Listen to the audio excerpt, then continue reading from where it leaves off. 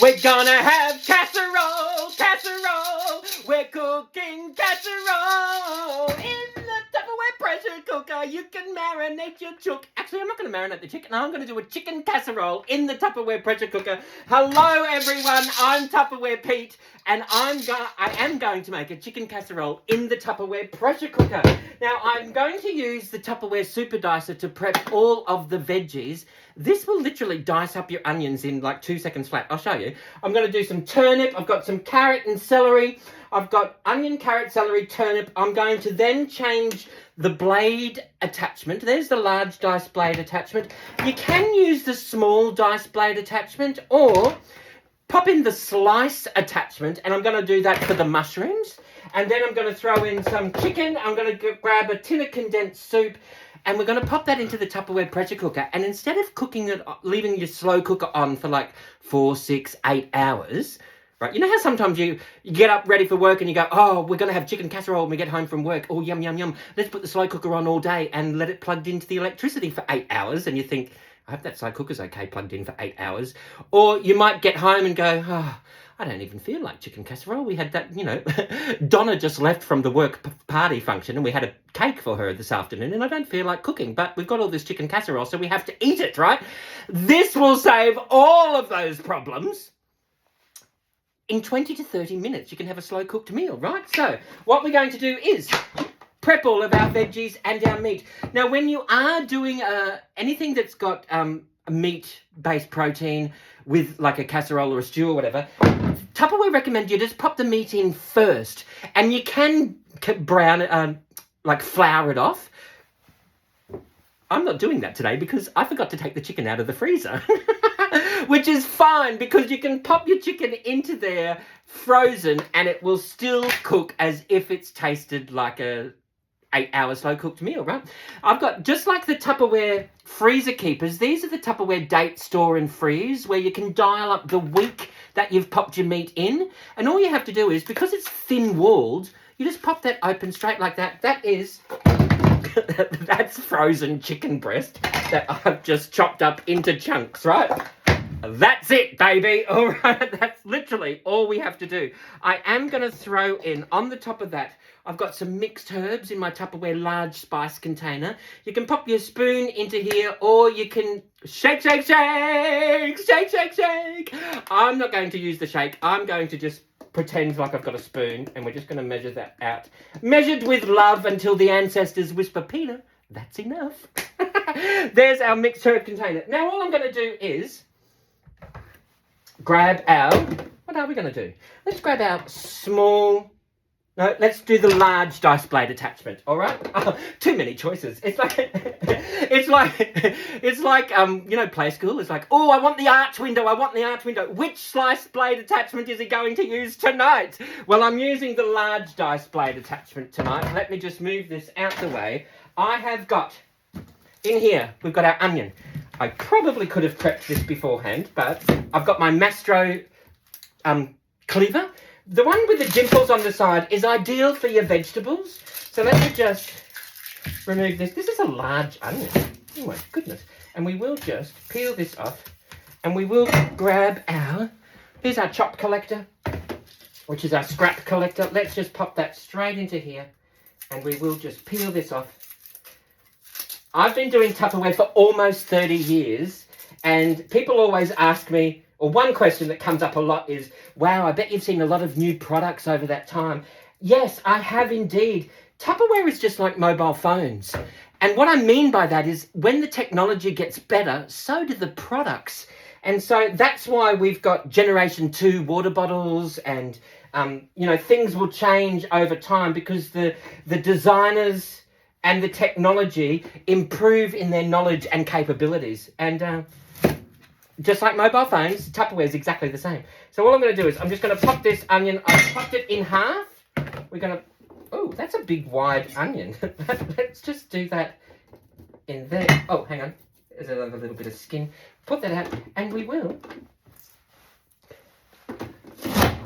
There's our, oh.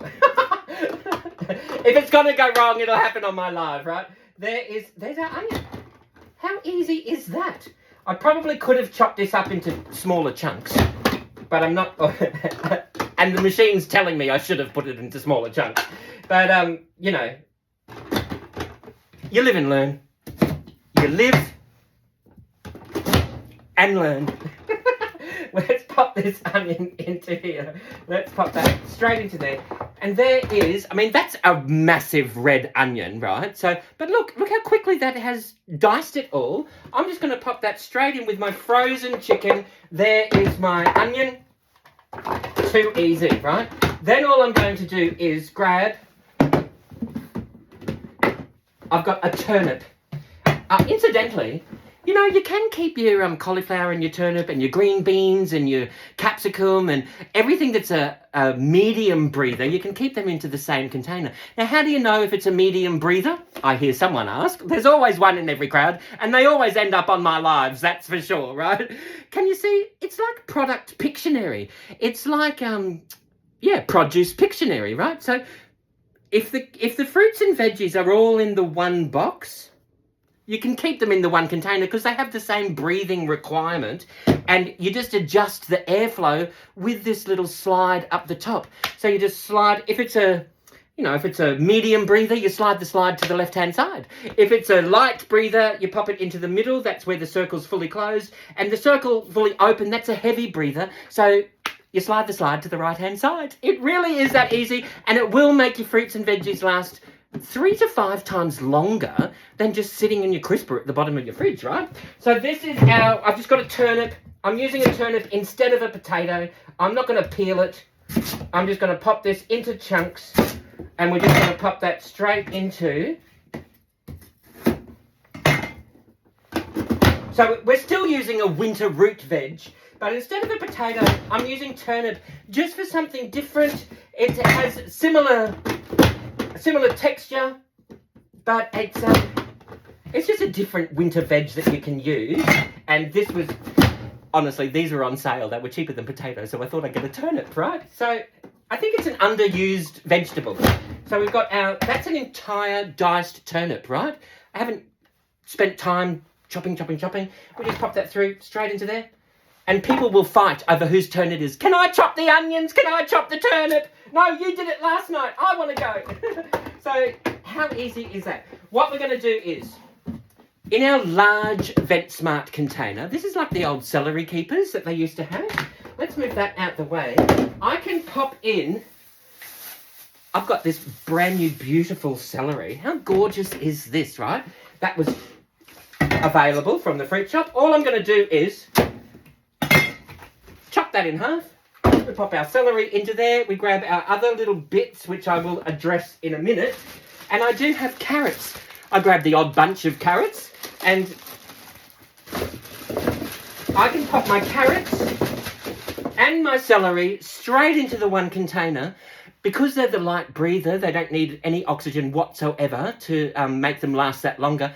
Because of the VentSmart having those, can you see these deep-footed channels?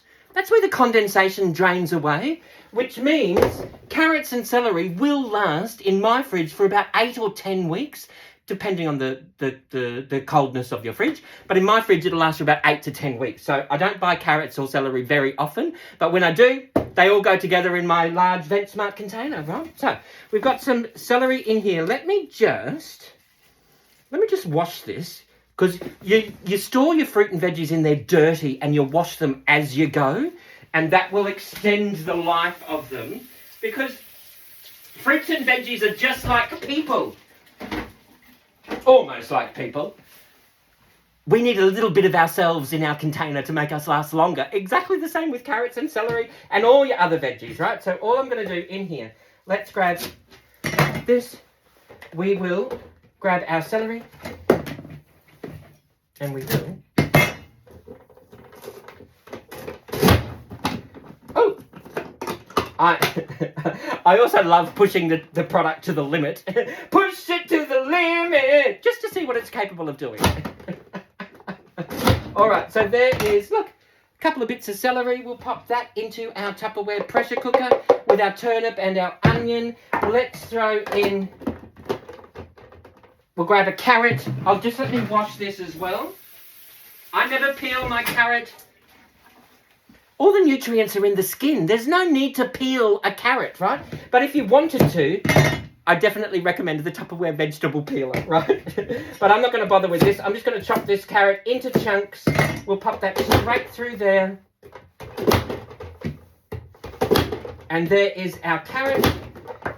How awesome is that? Just chunky bits of carrot. If you wanted a smaller dice, just pop them into a smaller chunk. That's really easy. We'll grab our celery over here. And let's pop this here. We will grab that.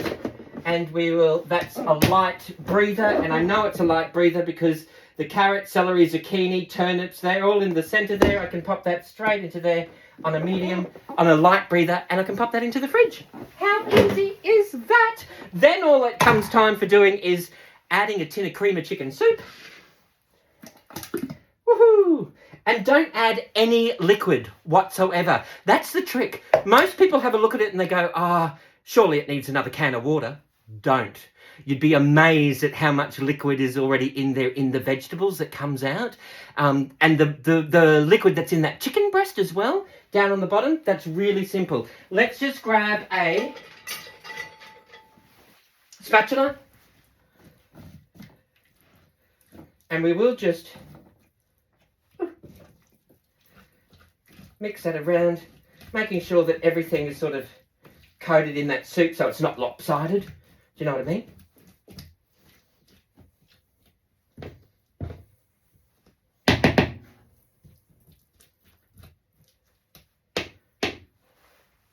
And there, that's it.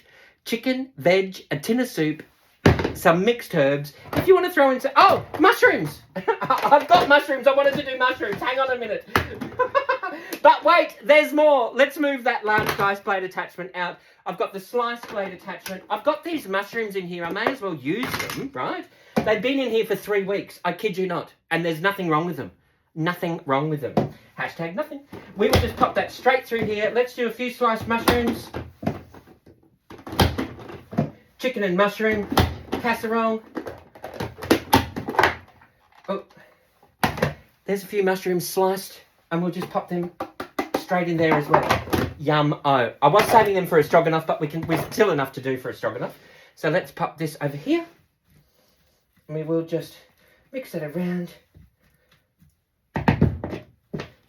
Yum-o. Now, instead of having that on for 6 to 8 hours in your slow cooker, or, 2 to 3, 4 hours in your crock pot, this thing, the Tupperware micro pressure cooker, will do it in 20 to 30 minutes. I'm going to pop it on for the full 30 minutes because that chicken is frozen, and it will be cooked beautifully. Absolutely. Now,